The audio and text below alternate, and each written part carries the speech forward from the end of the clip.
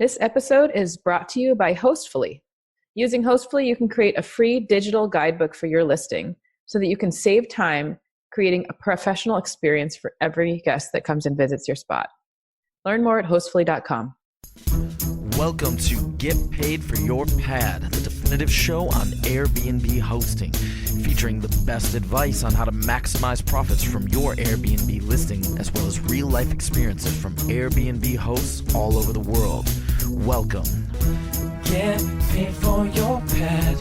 Get paid for your pad. Get paid for your pad. Welcome to another episode of Get Paid for Your Pad. Today, I welcome Tyler Olson to the show. He's the founder of awayagents.com, which is a vacation rental management company in Minneapolis. Did I pronounce that right? I find it really hard to pronounce that. Minneapolis, no worries. It's all good. All right, the city of Prince, correct? That's right. Awesome, man. I heard it's cold there in the winter. It is cold. We have days that sometimes get down to 30 below Celsius, and it's one of those days where you just don't want to be outside. And actually, for the Super Bowl last year, we'll tell some stories, but it was 10 and 20 below on a couple of those days last year. Wow. So in the winter, I imagine you rent out mostly to like polar bears, penguins, this type of folks? Yeah, the few brave people who choose to dare the cold, or business travelers who are required to come here for business, whether a client or vendor or the like. But the vast majority of our renters here in Minneapolis are business travelers. My properties are downtown Minneapolis, but a lot of people just want to come and visit a former home or visit friends. And so we have a lot of people that come to the Minneapolis in the summer. So our summer bookings are hot and it's easy to book up. And in the winter, we have to drop our daily rates usually by about 2/3 to get even 50% utilization. And that's going to be the topic of today, actually, how to profit from special events.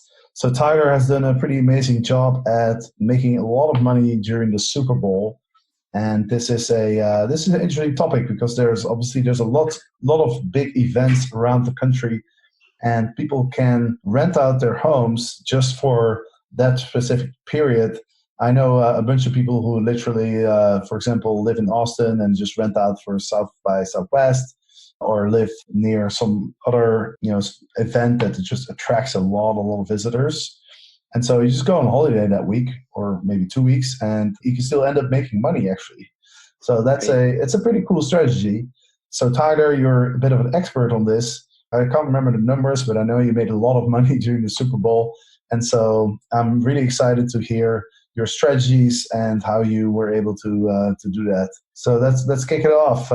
Can you start with telling us a little bit about your business and your experience?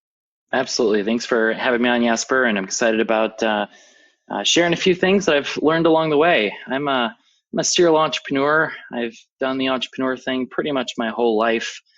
I've got about 4 or 5 different companies today. I've got a social media marketing company. I've got about 15 people doing that. I just hired a CEO to fully run that business to free me up from that.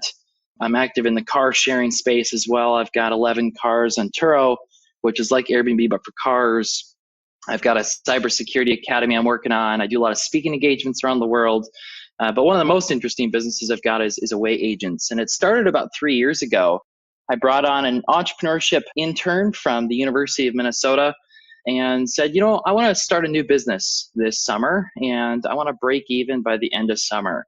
Let's figure out what that should be. And we brainstormed a bunch of ideas in May and June and realized that Airbnb presented an opportunity to build a business easily and one that could scale into a larger future. So we decided to go down that path, and I rented my first apartment downtown Minneapolis and to rent out an Airbnb. That would have been July 3 years ago, so I suppose 2016.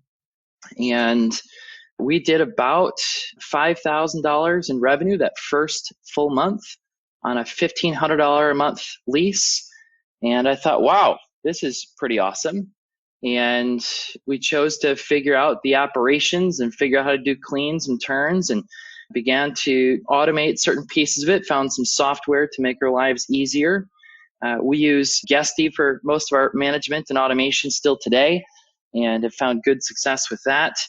We realized that first winter that very few people come to Minneapolis. We were just about to get a couple more apartments in, and then we realized our first down season and chose to wait until spring to open up new units. In Minneapolis, downtown Minneapolis, we typically were able to get about $220, maybe $250 per night for a one-bedroom apartment and have 80, 90, 95% utilization fairly easily for that first summer and fall.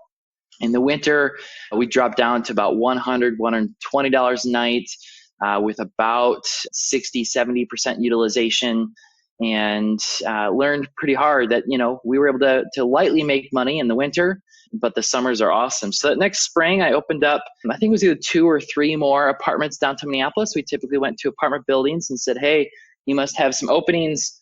We'll rent if you give us written permission in the lease to be able to rent on short-term rental sites. And we found a building that was willing to accommodate that. So we went from 1 to, I think it was 4 units right away that next summer in 2017. And then by that fall, we had opened up an additional 4 to get to about 8 units downtown Minneapolis. So we found another building that was willing to do it. And then as we thought, the Super Bowl is coming up here in 2018, so about 1 year ago in February, I wanted to expand further. So I signed up for 4 more apartments, basically January 1st of 2018 in another building. So we were in about 4 buildings downtown Minneapolis with permission to be able to do short-term rentals. And we pulled in about 50 grand that weekend. It was just over 50 grand across our reservations. We were able to get about $1,500 per night with an average of 3, 4, 5 nights for those bookings. I had this idea that potentially we could add extra services on, top all these people. We were getting an entire month's rent per night from those reservations, and thought, well, these people have substantial disposable incomes. What else could we sell to them? And so we started reaching out to those guests and asking what they wanted. And people asked for fridges stocked before they showed up. And so we figured out a model to do that. Several people wanted to have a driver. One particular asked for a 24/7 driver for 5 days. And you could do the math. And I didn't know what to charge for that at the time, but I asked for $100 an hour. Found out later the average in Minneapolis was $200 an hour for a full-time driver, and found somebody willing to do it for 25 or 30 bucks an hour. Needed a few people, of course, because it was 24/7, and earned a fair amount of income off of that service. Somebody asked for a bodyguard, so I helped find a bodyguard.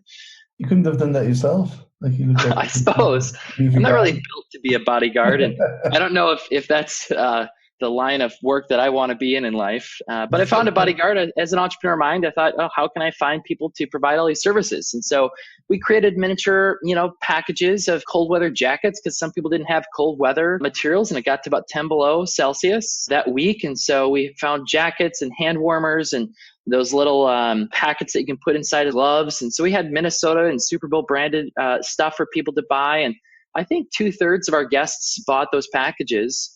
And so, we had about 12 reservations downtown Minneapolis at Super Bowl.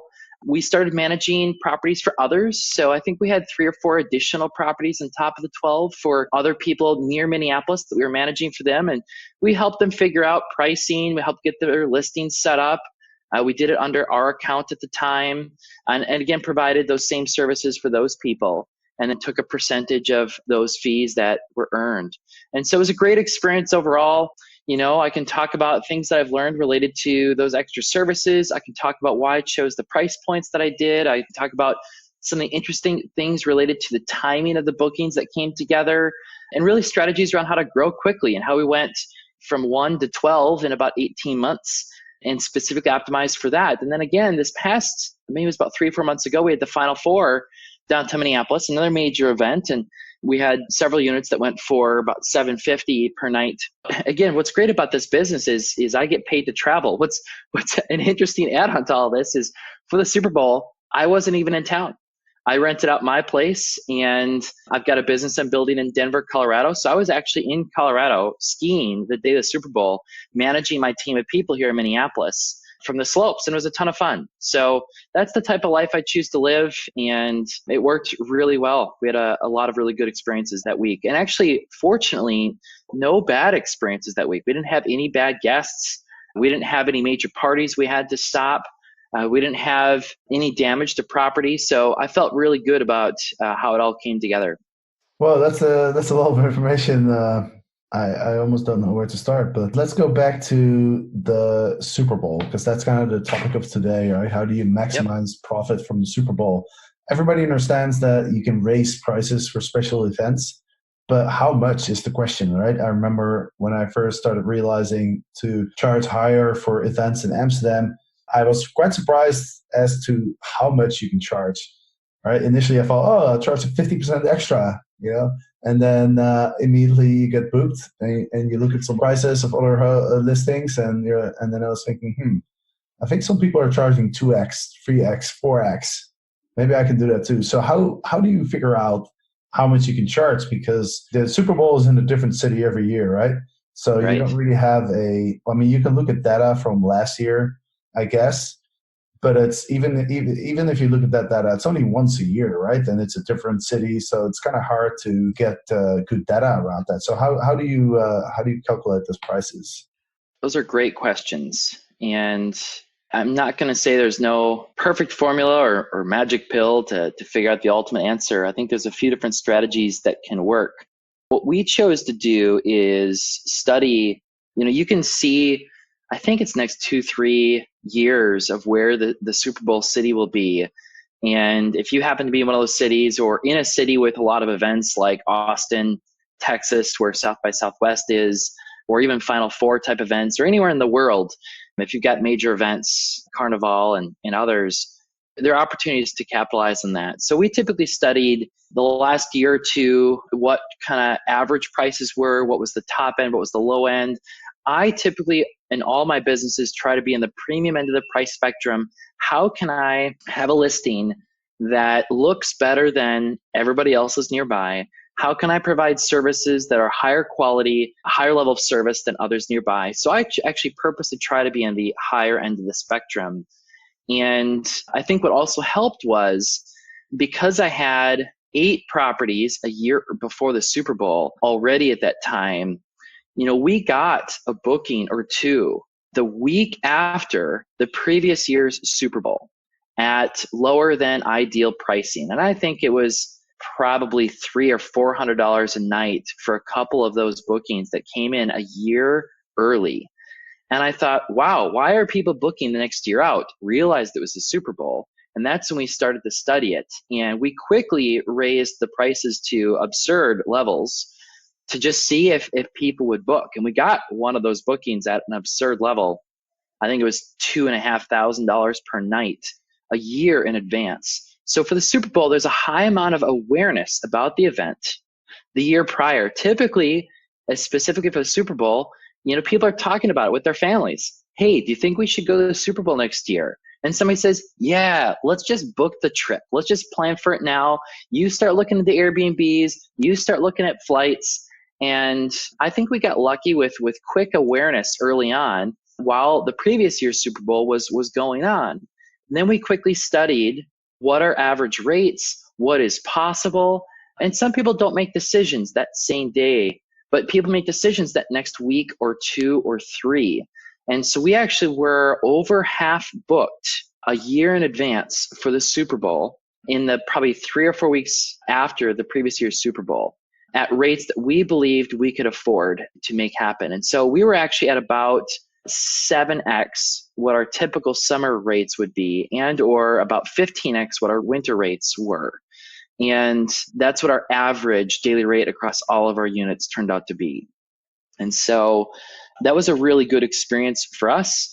What was interesting is a lot of the companies, a lot of those that were thinking far in advance, booked out a lot of the properties. I mean, Minneapolis's Airbnb was almost fully booked out by about, let's say, March of last year. And then there was a lot of press in the Twin Cities in Minneapolis about, wow, people are making money from Super Bowl. Here's some rights that people are getting. And what happened was we had about 6 times the number of listings that were created, that were brand new listings that people were creating over the next 6 or 9 months, specifically and only for the Super Bowl. A lot of inexperienced Airbnb hosts. And I don't remember the exact numbers, but in Minneapolis, as of February 2017, I think had about 500 or 600 total listings in all of Minneapolis. By February 2018, when the Super Bowl occurred, it was somewhere close to 3,500 or 4,000 listings. So there were 6 times as many listings as people tried to capitalize it. What was interesting from a pricing perspective is a lot of those new listings didn't get booked, even at rates that were only 2, 3, 4x what they otherwise normally would have charged, because the supply greatly increased. And so we saw a wave of bookings in the first month a year prior. We saw a wave of bookings that summer, so 9 months before Super Bowl. And then we saw a very large wave of bookings 2 weeks prior, because that's when we find out which teams. But what's interesting is most of the tickets for Super Bowl are bought up by companies well in advance. And a smaller percentage of bookings and tickets are actually in that 2 weeks prior. So yes, a lot of listings got booked up. Some did not get booked at all, and some got booked at much lower rates. I think we were almost fully booked by the end of summer last year, and I think we had 3 or 4 listings left. And I chose to stagger the rates on all of them. So one of my units at $1,250 a night. I had one of my units at $1,500 a night, one at $1,750, one at $2,000. The $1,250 went right away. The $1,500 went eventually. The $1,750 didn't, so I pulled it down to $1,500. It booked at $1,500. The $2,000 didn't get booked either. I pulled it down to $1,500, and it eventually got booked as well. So I was fully booked on my units at those rates for Super Bowl. So I don't know. There's a lot of stories, a lot of data there, but there's a little bit about the timing, which is interesting. So I think the actual maximum profit point would be to think about it a year in advance. If you're in a city with South by Southwest or at Carnival, a lot of people are thinking about, I really should go next year. They talk to their friends, they try to get some people to book, and that's when the supply is at the best condition for you to maximize your profits. Like I think about the next Super Bowl city. The number of listings is going to greatly explode between now and February. I'm thinking about renting and re-renting units with permission in that city now to capitalize on what I've learned. So I don't know. What questions do you have? I just mentioned a lot of different stories. Yeah, absolutely. So you mentioned a couple of things that are really interesting, right? So I'm trying to figure out what's the best strategy for people that already have an Airbnb listing in a city where there's a yearly event, or for the people who are listening, for example, where the Super Bowl is next time, although maybe it's already too late. But it sounds like the best strategy is not to create a listing 2 weeks before the event. No, definitely not. I Right. think because then when somebody goes to book, it shows that you've got a new listing. And I always try to stay away from new listings when I'm booking my Airbnbs. With no experience, you're not going to have the correct resolution of photos to maximize your optimization. You're not going to have the best description to maximize. So 2 weeks prior is realistically too late, except for, some special circumstances. In general, planning ahead and thinking about it, sometimes what I do is before I've even signed a lease on an apartment, but I know I'm going to, I'll actually find photos of a listing and get them listed right away and start getting some bookings, so that by the time I actually have the unit leased and I've got it furnished, it is booked from literally day one of when it's capable of being rented, to maximize my earnings from that potential. And then I update the photos as I have any changed furniture from my other listings. But so yeah, if you're in a city that has a regular event, thinking about how do you optimize that listing for the event, you could create a new listing. One of the things that we did is created a separate listing on a few of our properties that had Super Bowl right in the title. And so when people are searching, or if they do a Google search for Super Bowl Airbnb Minneapolis, our listings came up as a highly ranked listing. And the only available dates are the week before and week after Super Bowl. And so therefore, there are only specific properties that come up under those queries that people will do, and you're more likely to come up. So those are some things that we've done that have worked, and a few things that didn't work as well. Right. So it sounds like it's better to do what you do. You rent a place for 9 months or 1 year, and then with permission of the owner, of course. Which I also want to ask you: how do you find the landlords that are willing to let you do Airbnb, and why aren't they doing it themselves? But first, I think that's a really good strategy because then you can build a bit of a reputation. You already had some bookings. You've already had some guest stay there, some reviews. That's really helpful during the special event when you're charging those premium prices. Because I think you're right. Like you can, if you have an Airbnb listing that looks good and you have good reviews, you have a good reputation, that's when people are really willing to pay that 5, 6, 7x. But even if it's Super Bowl, if you look at a listing, it doesn't look great and there's no reviews, people just are not going to book it, right? Right. Even if it's Super Bowl. Right. Yep. You got to make sure that your listing optimization strategies are already lined up. I've learned enough about how Airbnb chooses to rank its listings when people are doing searches. So typically, when people were searching in Minneapolis, our units would come up at the top. And for Super Bowl, people are thinking, I just got to book something quickly. And so they'll look at fewer properties. And as long as their property looks awesome, it's close enough proximity, it worked really well. And we got some bookings right away. Sweet. So quickly, let's talk about how do you find these landlords that are willing to rent out these apartments to you? Yeah, it's a great question. I think many cities still don't have regulations, many do. So it kind of depends on a lot of different factors. At the time when we started, Minneapolis didn't have any regulations. And for short-term rentals, we still abided by the rules that were in place. Technically, we almost qualified as a hotel under city regulations. We didn't, but barely. And so, we've paid sales tax before anybody else was paying sales tax. It's important to me to do it right, do it ethically. And what I chose to do is go to buildings, some of which hadn't heard of Airbnb yet or weren't familiar with potential issues with that. And I do some reconnaissance first and figure out how many open units they have. And one of the buildings we moved into had 20 open units in the building. And when I think about $1,500 a month and I think about 20 units, that's about $30,000 a month or nearly $400,000 a year in revenue for some owner that owner is missing out on. And so I went to the property manager and asked some simple questions. Have you heard of Airbnb? Are you familiar with the concept? And most property managers, say yes and no. We don't want to do Airbnbs. We don't want to do short-term rentals. And I said, I happen to know that you have 20 open units in this building, and I'm open to taking 5 of them off of your hands right now if you give me explicit permission through short-term rentals. That frequently gives that property manager pause because typically their personal compensation is based partially off of how many units in the building are rented. And if I can take 5 units off their hand, they personally earn more.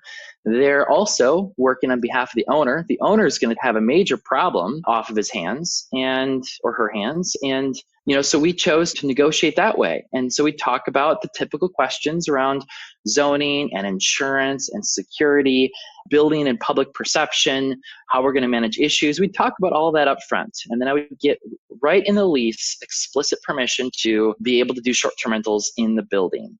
And every building had different rules that they wanted us to abide by, and we abided by those rules and built a business around that. And so those are a few stories there. I got lots of stories, of course. So how many buildings would you approach for every building that would allow you to do this?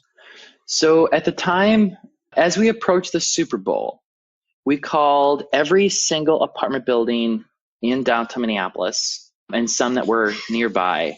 And I don't remember offhand exactly how many that was. It was probably about 50 buildings that we called. And we set up appointments with probably about 10 of them that gave initial, at least light interest. But we only ended up with about 4 or 5 were willing to give us explicit written permission in the lease to be able to do it. So those were a few of our numbers. And then even eventually, some of those chose to change the rules later and not do Airbnbs. I've got a great story. My first lawsuit in my life, one of the buildings we actually had written permission to be able to do it, decided to change the rules and wanted to kick us out. I won the lawsuit, but eventually they now renewed us, which is fine, and we've moved into other buildings. So good learning experiences along the way, but yeah, Yeah, so it's a hustle, huh? Just hit up every single building, and then 1 in 10 says yes. Yeah. It's a huge amount of hassle, but finances still work out. It's the amount of time that we put into it. I don't have any regrets or very many regrets on that front. I think I've learned about how I would do it differently in the future. But you think about whether it's the Super Bowl or Final Four, one potential strategy for an entrepreneur out there, and feel free to reach out to me if you want to partner on this. With my away agents business I've built now, we do a lot of remote hosting for people, and we're expanding into the Vail, Colorado area and a few other regions that we're looking at. But I think there's a possibility to call up all of the buildings, condos and apartments in the next couple of Super Bowl cities and start negotiating with those property owners. And, I think there's an ability to help fill up that unused space. And even if you provide those property managers and homeowners with above normal long-term rental rates, there's a way to build a business off of it.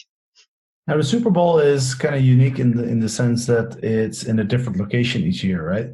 Most Correct. of the big events like Burning Man and South by Southwest, and there's a bunch of these events that are recurring in the same city.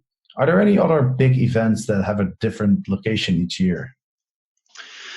I think there are many. The ones that I'm most aware of, primarily because they've been in Minneapolis, are the Super Bowl and the Final Four, which is the college basketball. But you think about the All-Star game. You think about the Pro Bowl.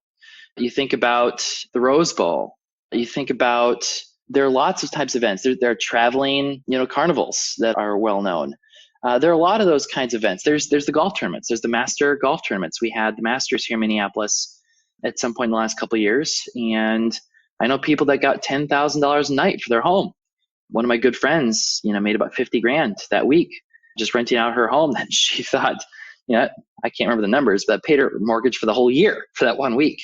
So there are those possibilities. It's an interesting niche on Airbnb, just specializing in special events. Exactly. Absolutely. So if anybody wants to reach out and partner in some capacity for those kinds of events, would love to help out. Awesome. So if I were to tell you, listen, Tyler, I'm gonna start renting out my place in Austin for South by Southwest. Like, what kind of advice would you have for me? Like, what are some of the things that you did and you would do different now? Sure. Great question. And I think it depends on a lot of things. It depends if you're already an experienced host or if you are a potential new host.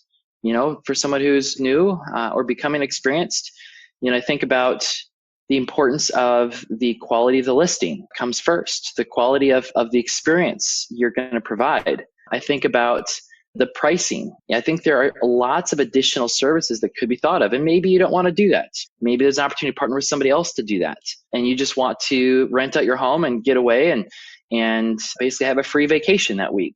It depends on somebody's specific situation, but I would think about listing, I'd think about pricing, I'd think about services, I'd think about the timing, I'd think about, what do you want in life? What do you want from this business? And there are a lot of different answers to each of those questions depending on each person's specific situation. But clearly there's an opportunity to capitalize and profit from those events. And I try to advocate more people to get into this Airbnb space. I've probably, spoken in front of many thousands of people about my Airbnb experience and encouraged everybody to get into it. And if more than 10 or 20 actually have, I'd frankly be surprised. Most people think, I don't want somebody in my home. But when you can get a free vacation and pay for your entire month's rent on some of these special events, or even in general, frankly, there's an opportunity to live a more nomadic and free lifestyle and earn a side income that can pay much better than people can realize. Absolutely. I can say I've experienced that as well a little bit. Listen, you mentioned Turo. I'm kind of interested. I've wanted to interview somebody who's really experienced on Turo, and it hasn't happened yet. But give us a 3-minute overview of what are the differences between Turo and Airbnb, and if I wanted to rent out my car, what's a good strategy? Sure. So I think I've had over 1,000 reservations on Airbnb as well as over 1,000 reservations on Turo at this point. So I've got a fair amount of experience in that front. And it started with my buddy and I. We went on a ski trip to Salt Lake about 3 years ago, actually about now. And, we got exactly the car we want. It was delivered right to the airport door. It was less expensive than the typical car rental companies, and it was just an awesome experience.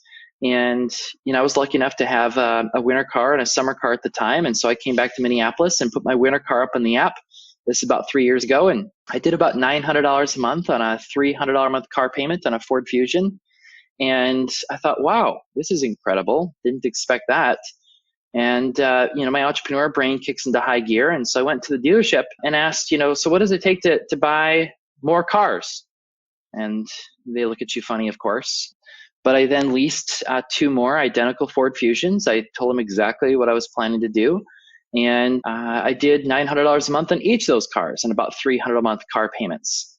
I thought, well, this is interesting. I wonder if I can get the same amount of revenue on less expensive cars. So then I went back to dealership and leased 3 Ford Focuses, which are about $200 a month vehicles.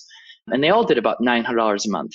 And I thought, well, this is actually turning into a business quickly. This is like in a 4-month span. I went from 1 car to about 6 cars on the app, and studied the market a bit more and realized that Denver, Colorado had a wide supply-demand gap.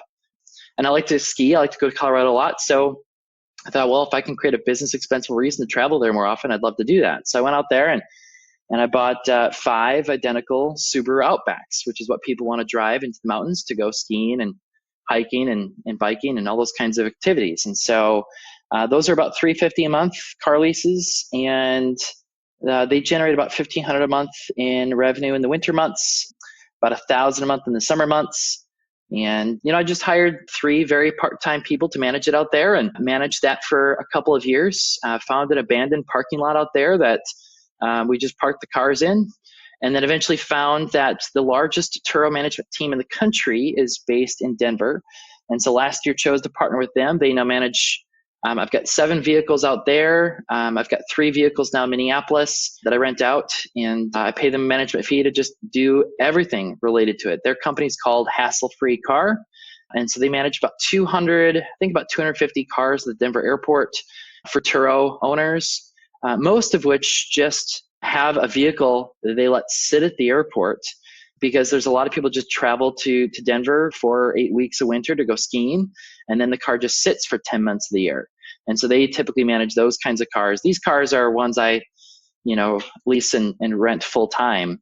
And then I'll use once in a while when I'm out there as well. But it's been a good experience overall. The supply demand curves of Turo have changed a lot every year. So the first winter, I averaged about $95 a night for a Subaru Outback. The second winter, I think I averaged about $75 or $80. We just had the third winter, and I think I averaged about $65 or $70. So every winter, the amount of supply of cars, the first year there was only about 120 SUVs listed on Turo. I don't know what it is now, but it's probably over 1,000 SUVs now, a couple of years later. So when the supply goes up, and although the demand has gone up, it's not gone up as fast as supply. The average daily rate drops. And so I'm not planning to buy more cars. I think it's interesting if you have an extra car. If you go on vacation, you could rent it out. I think if you were to do something like some of those homeowners do, where they have a car just sitting at the airport, or if there's a place you travel a lot and you're thinking about, instead of renting a car at that location every time, you could buy a car and have somebody manage it. I think there's some opportunities there, but I would not personally recommend doing what I'm doing in the future. Most of my car leases are up in the next 12 months.